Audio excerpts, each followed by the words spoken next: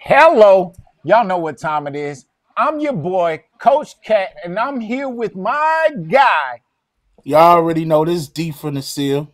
Hey, but this show right here is all about the preseason. Hey, from the preseason X Factors to our games of the week.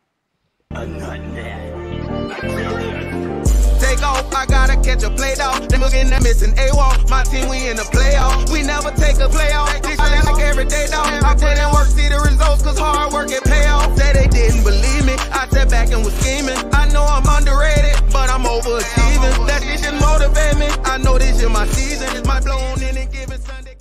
Y'all already know how we coming, man. We've been traveling, putting that camera to work, and checking out some of the top teams in the country, and a lot of this preseason action that's looking like regular season action. Hey, hello. All right, up first on the board. Oh, you already know. So up first on the board, we have Tarant City versus Georgia Eagles. What was the score, D? 27-6 by way of Georgia Eagles with their seventh win in the preseason. You said how many wins? 7 win. They're 7-0 in preseason so far. Hold up. They don't play 7 games? 7 games, bro. 7 Bro, games. we're only in the second week of July, and they play 7 games? 7 That's games. more. You know they playing like... Bro, some teams have only 8 games in a whole season, and they already done racked up 7? And some haven't even started yet, Cat. And watching jumped off the post. And watching them, you begin to see that they're kind of like in mid-season form. Okay, well, who stood out to you? Avery Edwards. You already know he's one of our top quarterbacks. And another kid is receiver, Darrien Johnson, if I'm not mistaken. He played for Lambeau, the 12U, the 11U YNC winner up, and he's staying down to play with his age. Okay. So hold on. He played up last year with Lambeau? With Lambeau, and he stayed down to play with his age. So he's become more of the X factor for that team. Like, he gives that passing game pop, man. Hey, this is a team that has already had a heavy run game, and I'm talking about one of the best in the nation. But now to be able to add more athletes and more weapons to Mr. Avery Edwards and the rest of that onslaught, that's going to be a great team this year. All right, on to the next. Who we got? Man, all right. This is the viral game right here. This is the viral game, Cat. Viral game. Hello. Hey, Rod, if y'all don't know who Rod Lewis III is, by all means, go find out now. All right? Because this young man is one of the premier athletes in the nation, not just for this year or last year, but for years. We've been recording this young man since he was about 6, maybe 7 years old, starting at Southern Hospitality. And to be honest, he has never disappointed us every time we put a camera on that man. We call Rod the human highlight film, and as you can see, as he went viral off this game because they beat Hollywood Powell 44-14. Hollywood Powell was able to upset the Ravens last year.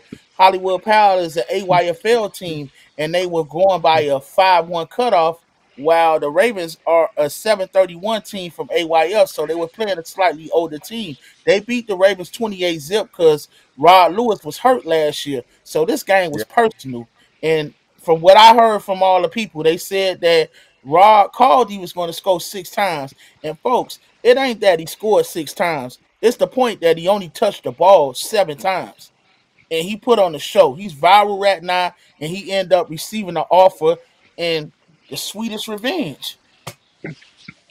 Hey, now let's not get it twisted. On the other side of the ball, there was a couple of ballers that stood out. Of course, number 21, Mr. Spillman himself, Big Megatron. If y'all don't know who that is, go find out. T. Spillman. Go look him up right now. But they also had a couple of guys that stood out to me. I don't know their names, but I am really trying to get in contact with them. Number 5, he was a shifty receiver. Ended up getting into the chicken box, as well as number 0. But from what I've heard is that after this game, the Hollywood Pal team really did break up. So I'm not sure where we'll see those young men, 5-0 and 21. Oh, the quarterback was good too. So don't leave the quarterback out. But I'm not sure exactly where they will end up next. But you got anything else to elaborate on that game? Yeah, man. Spielman is a physical specimen, and he's probably about 5'11" right now. And like when you look at him, he stands out on the field. His athleticism is unmatched. His skill, you can put the ball anywhere in his radius, and he's going to catch it, man. And like I said, I was really looking forward to this team to hopefully overcome losing to a 4-time state champ. But it's unfortunate that that team broke up. By all means. Hey, and that's how the cookie crumbles in youth football preseason. Hello. But let's go and move on to the next game. What we got? The Ooh, Sunnyland Sundevils versus the Boynton Beach Bulldogs. Hey, so Sunnyland. If you guys don't know who Sunnyland is or where it came from, if you guys didn't catch our live about a month or so ago, Coach was it Wilkie? I don't want to mess him Malcolm. up. Malky. Okay. Coach Malky came on and he put on for his boys. He cussed us up and down and told us that we ain't for not having his boys on.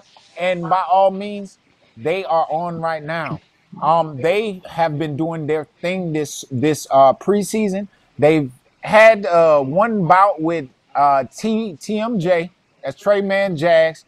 I don't think they won that one, but Mm-mm. they came back and responded exceptionally well versus the Boynton Beach Bulldogs, knocking off a huge contender in the 13U bracket. But go ahead and talk about them a little bit, Darren. If you don't know, the Sunnyland Sundevils was always a historic Pop Warner power, and they're from down south in Miami, in that area that produces all those big running backs, the Jamal Berrys, the Frank Gore, in that area. And those guys were on the sideline. God bless Jamal Berry. So Frank Gore was on their sideline. Cam Harris, former running back, was on their sideline coaching their running backs. Coach Malky has been telling us about his running backs being the top in the country. They started off this year One line. knocking out Washington Park in dramatic fashion. I mean, blowing them out like it was 34 zip, if I'm not mistaken, or 27 zip. And it was a coming out party for people that didn't know about this kid, BJ Wilson, and Gregory Florence, the two-headed monster. Florence is the Yes. lightning in the crew, and he has an offer already. He exploded on the scene last year. And this game with Boynton, they went back to back. It was the battle of two backfields because you have Wellington Jackson with Boynton, who Yes, had a sir. spectacular run. He had a run. Listen, this game was standing room only. Everybody around the Yes. field. We got the clip. Man, Wellington made a run where he was like he was in and out of traffic, bouncing in and out, made a move and bounced out and took it to the house.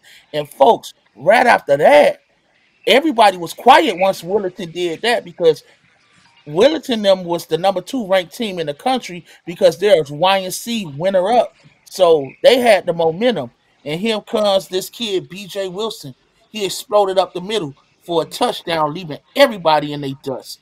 And this game went back and forth to overtime, which I thought with being on the national scene that Boynton would probably have the edge. But they didn't, unfortunately, because Sunnyland punched it in early and hit that extra point with that kick and went up 29-21. And they end up pulling it out. And it was like a statement win. The whole sideline erupt. It epitomized what South Florida football is all about, man. It was a wild and super night, man. Shout out to What? Sunny Sun Devils. So, who? I know you said B.J. Wilson, of course, But who else stood out to you in that game? The DN for Boynton, you know our guy Centellis. I can't remember his Oh, full name, but Michael Seville Rogers. You hear me? yeah, man, he's like 6'4" now. And they had the kid with Wait, the he's U up six off of four. that play for Goose, huh? He's 6'4". Yeah, he about 6'4", bro. He's humongous, and he was going against the kid Tay. He has an offer as well, 6'5", and I gotta say he got the best of him all night. He did his thing, and also Willington Jackson and the kid Turbo. I don't know Turbo real name, but Turbo was number 5, and of course Champ Norwood. Champ Norwood, the quarterback for Boynton, he proved the hard to be. He was hard to tackle on that zone read, man. He was just Listen to hard to me. tackle. Cham Norwood is an athlete who I believe is one that you can put at almost any position on the field and he's going to produce. Not just because of his skill or size or whatever, but the dog that kid has in him, you can't tell him he ain't gonna be the best one on the field. Bro, Fact, he is man. someone who is mentally more superior than a lot of kids nowadays. And Most to be honest, I would say that that's because he's had to deal with naysayers his entire career. So fact.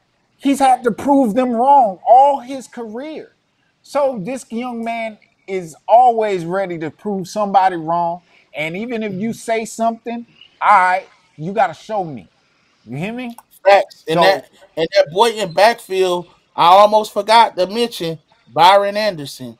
Byron Anderson Jr., number 9. He had a run that was called back for a touchdown. But when he touched that ball, he's explosive. Gotta admit though, he probably felt upset because Champ caught him on a couple of square ends. And I don't know if he was running too fast, but he dropped them in the same spot. I don't know if it was slightly behind him, but Byron, in his defense, he's more of a running back, but he's an exceptional athlete as well. So those kind of plays probably could have helped Boynton win that game. But in Boynton's defense, that was their first action of the year. But hey, ain't no moral victories over here. I'm quite sure they back. They'll get back to the drawing board. They rebounded last year. They'll rebound this year. again, a lot of people put a lot of merit into these preseason bouts and so forth. Um, I do take in we do take in the fact that some of these teams may not see each other, and it helps us put or range or grade the teams properly. But by all means, in season play is still in season play. At the end of the year, you still might have to see some of these teams. So do not hang your head on what you did in the preseason. Because guess what? It doesn't Man, matter. facts. That's facts. All right. But let's go ahead, go on to the next game. The next big game on the board is Fort Lauderdale Hurricanes versus the Jump Out Boys, Miramar. Go ahead and elaborate a little bit on that game, Darrien. I don't think I could elaborate long on this because the Zip 'em Up boys proved to be so superior, and it's no knock to the Jump Out boys. This Zip 'em Up team has a array of weapons. I mean, from the kid what's his name, Barnett, and then our number one Braylon player. Garrett. What it is? Braylon Garrett. This So kid, first of Braylon all, Garrett. We have our his number one player, which is Jalen Francois, and he earned it. Jocelyn Francois. Jocelyn Francois. Sorry about that, Jocelyn Francois, and we know he's a touchdown machine. Right size, Yeah. speed, and power. Great combination. And he's the bell cow for his team. He leads them. But they add this kid Garrett, and this kid is pure electric. I don't care if you put him at direct, if it's a direct snap, if it's a jet sweep, if it's a tunnel screen, or it's a 9 route. You have to account for him, but you can't account for him because they have too many weapons. You have Bama, Dante Anderson, who is Yes. our third ranked receiver. So this team is stupid loaded, man. And they made Miramar look like little boys. But shout out to Malik Leonard, the Miramar quarterback. He battled Yes. all game. And shout out to Bray Davenport. He had a nice touchdown catch Brent where it Davenport. looked like they undercut the ball and he was able to keep his hand in eye coordination and he took it to the crib. So those guys they didn't fold. They played all game and it was nothing to hang they had about. They was just overmatched. So, I just wanted to address something real quick. Now, Mr. Braylon Garrett, he actually was with the Hurricanes during the their run, their YNC run. I'm not sure if he was there all season or whatever, but he was the Heisman winner during the YNC championships. This young man, from everything that I've seen, he looks good. But again, he didn't have his information in our database. So we couldn't necessarily rank him or put him on the rankings last year. But right now, he is definitely on our radar. Please go ahead and reach out to us, and we will get you the information that you need to fill out so we do give you the recognition that you deserve. Okay?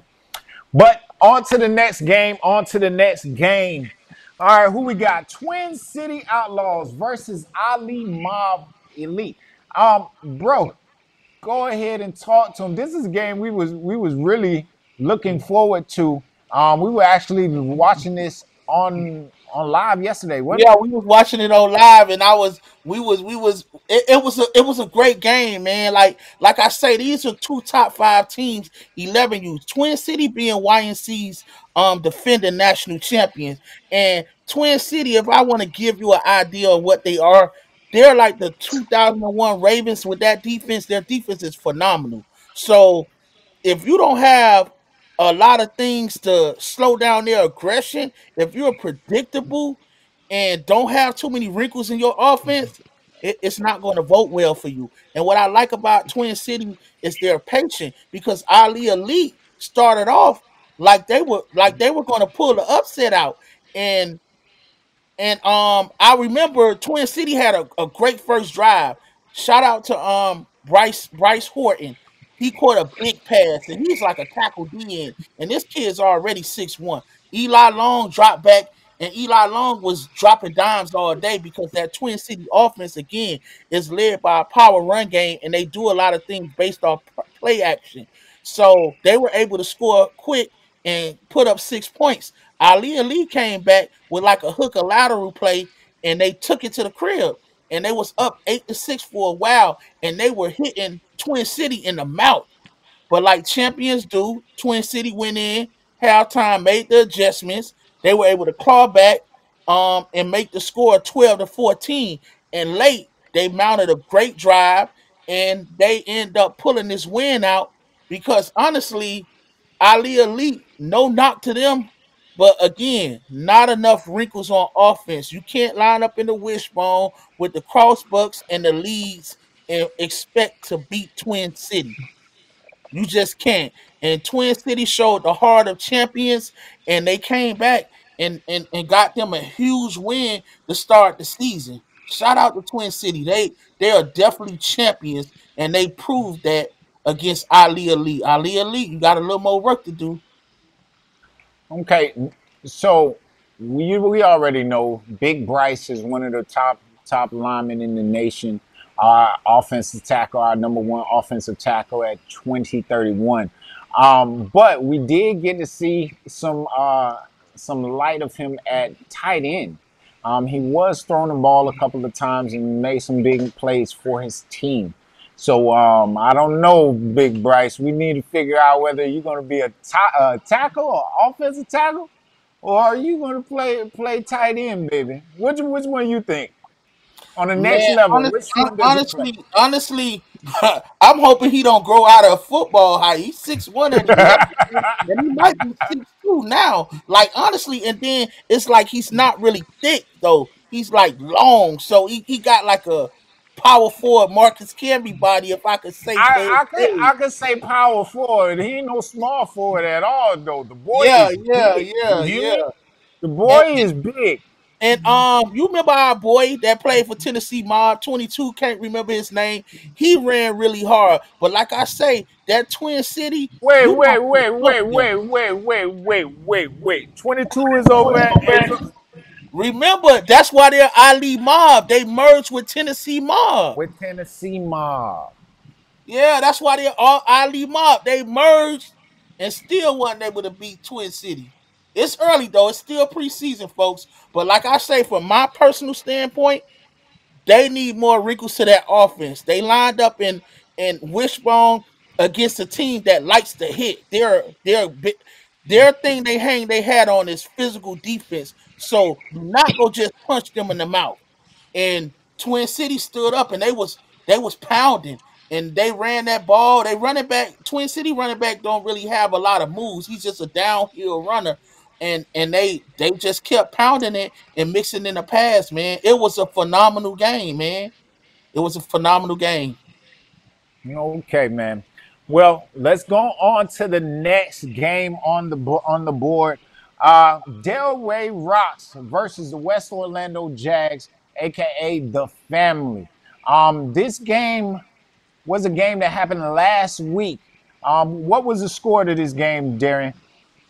It was 21-6, if I'm not mistaken, 20 or 21-6. And 21-6. I would say that oh, you were actually there filming this game yeah, yeah, live. yeah. Okay. And I, I'm I'm gonna not tell you gonna I'm like not this. I'm I'm gonna not tell you gonna like lie. this. Huh? Real quick. Let me tell you like this. My phone blew up after the first play. I ain't talking. You hit me up. Someone from down south, a couple people from down south hit me up. Brutus, everybody hit me up because our first play was to the house. Mr. Jeffrey himself, Jeffrey Blanchard, the track star, took it to the crib. Had a couple moves in the backfield, found the seam, and kissed the baby. But Yeah. go ahead, talk to him about the game in total, Darrien. Elaborate a I little bit. want to talk about the atmosphere of the game for one. Okay. Um, West Orlando is real renowned because they went out and played a national schedule and they beat some national ranked teams. But when they came to Delray's field, they was a tad bit disrespectful, and they was trying to little boy Delray. Delray was on a 39 game win streak, and they I remember seeing one of the coaches tell the other cameraman, "Hey, you pick Delray. We finna show you what we gonna do to them." So West Orlando was very confident, and before the game started, Delray was lined up for the kickoff. But West Orlando had to come out in dramatic fashion with the smoke and the music. So I think that kind of like ticked Delray off. Cause Delray was like on them like white on rice. And again, West Orlando has some of the best athletes in the country. You have Braden Joyner, you have Aiden Tucker, and you got Brody at quarterback, and a host of other weapons as well. But Delray was a little too more physical for them. They were very physical. They were able to match the speed and up the physicality. And Delray punched them in the mouth. Now West Orlando stepped up and slowed them down and picked up and adjusted defensively. But offensively, West Orlando didn't really, to me, have a good identity. I didn't know exactly what they were doing, or what they wanted to do, or maybe that Delray took away the things that they did best, which was the passing game. So to me, Delray fully dominated the game. Besides two late drives when they were up 21-zip, and West Orlando came back and put and pieced together a drive and was able to score. Brody was able to run in a touchdown. So it was a great game, and Delray earned their respect from West Orlando. And it's a good game for West Orlando because again, it's preseason. So at the end of the day, a little humble pie ain't never hurt nobody because you ain't got to go home from it. You know what I'm saying? So I will say this: this was a cross league matchup that would have never happened in any other league.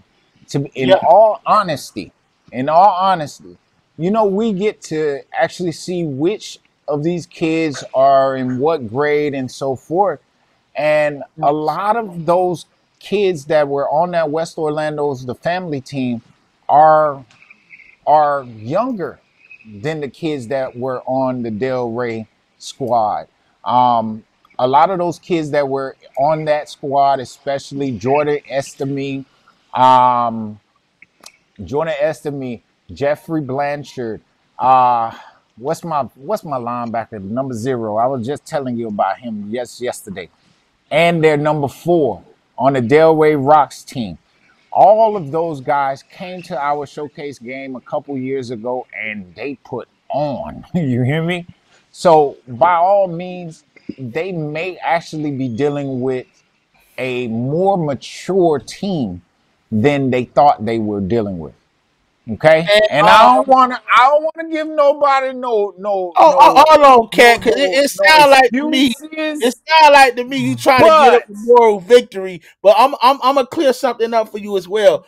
It was okay, go ahead. several Del Rey kids that were standing on the sideline, so I'm not completely sure if that was their 5-1 team or their 7-1 team. But I think it was a 7-1 team, and we all know West Orlando goes by 7-1 as well. You know what I'm saying? Yeah, But at the end of the day, that's they right. signed up and thought they was playing with chopped liver, and they got served.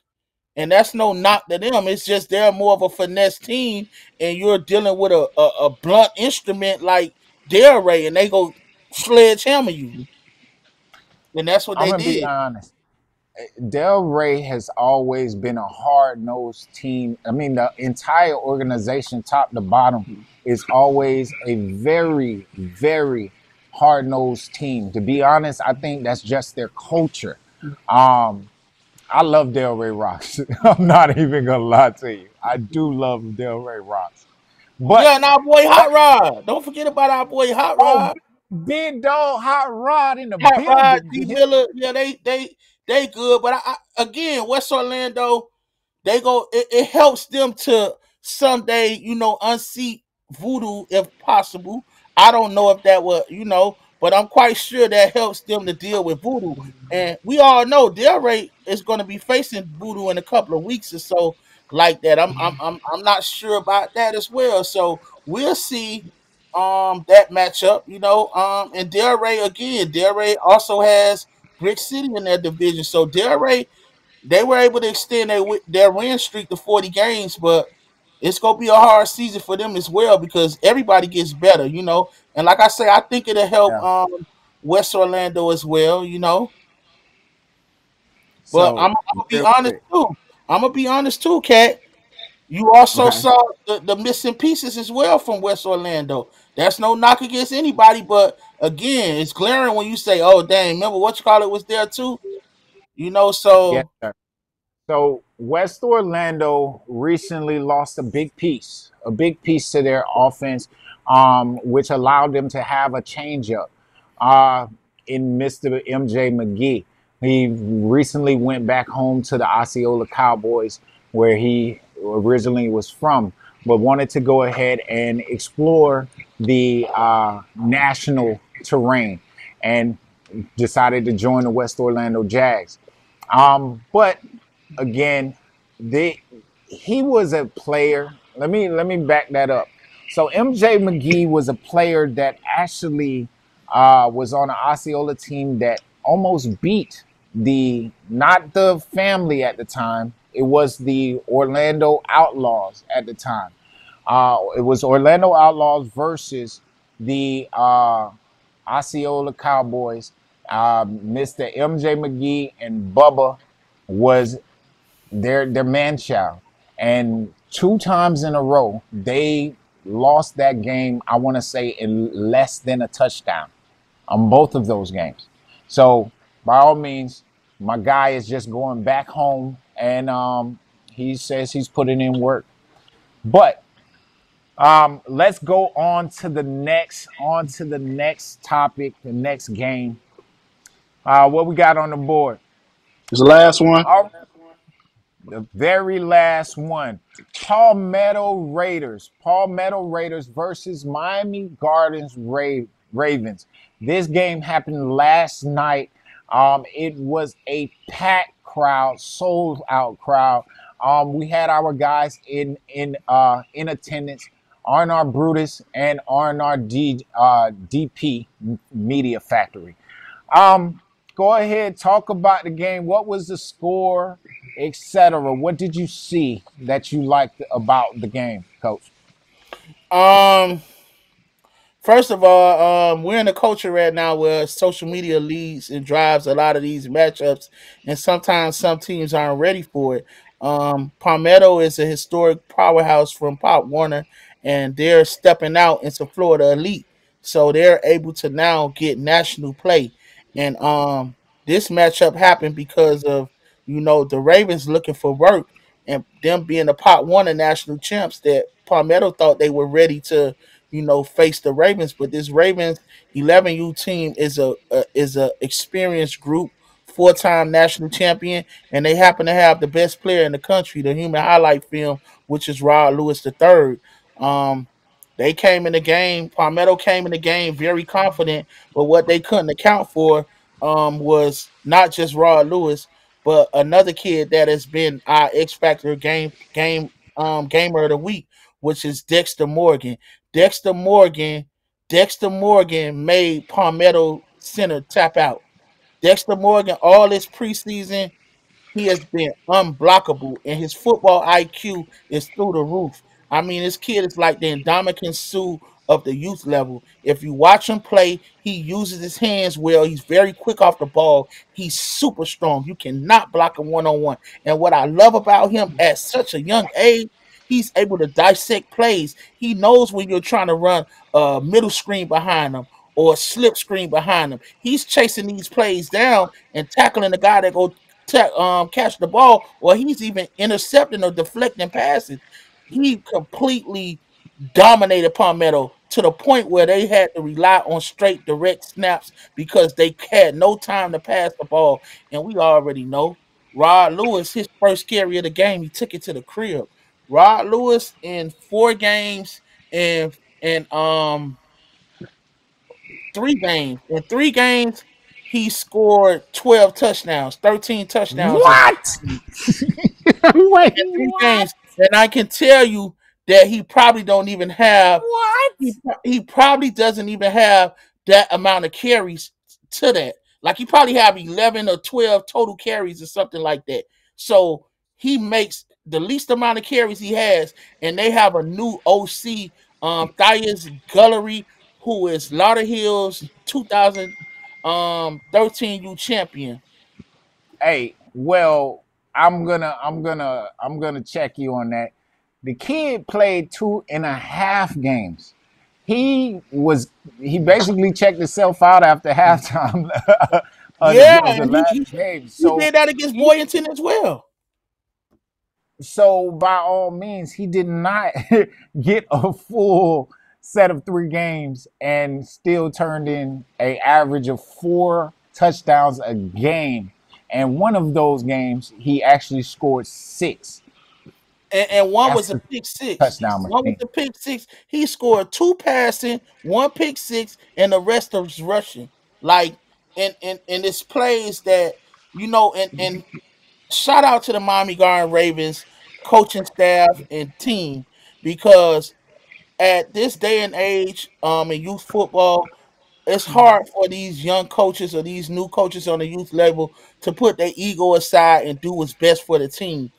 For the Ravens to come in and get OC the caliber of Thias Gullery, who was Lauderhill's OC when they just won the national championship 2 years ago on the 13U level, and he had a phenomenal back in R1, Arwin Jackson, who is a big time running back for Chaminade right now. So you put Rod in that same system, and we talk about Rod. They have Bentley Dennerly at quarterback. They have Darren Johnson out wide. They have Messiah. This team has a plethora of weapons, but Rod is so electric that you don't really get to see them really sustain the drive because he's scoring like soon as he gets the ball. So I don't think a team really seen them unleash their full offense yet. So if you're coming in thinking that you're going to just stop Rod and win, it's going to be a long day for you. Oh, my. Hey, and with that being said, I think that wraps up the show for this evening. Hey, we appreciate you guys for paying attention and tuning in with us tonight. But as always, I am Coach KATT, and I'm with my boy, D Green from the Seal. Y'all already know the Seal in R&R Sports. We #1 in the country when it comes to this media, from content to videos to pictures. And you always see us on the sideline. And don't ask us if we got that play, because we don't miss nothing, man. Check out those social media and YouTube pages. We all in. Hey, that's like me asking you, did you do your job? Did you do your job? They look at me and say, you got that? I'll be like, what you think I'm standing right here for? What you think I'm twiddling my fingers? What are we here for? But by all means, y'all know what it is. We love y'all. Make sure that you subscribe. Follow us on all of our social media platforms. That's Instagram, Twitter, TikTok, and YouTube, as well as Facebook. So make sure you subscribe, hit the bell, etc. Love y'all. We'll see y'all later. Hello. I know this is my season. My blown in and giving Sunday, call me Willie Beeman.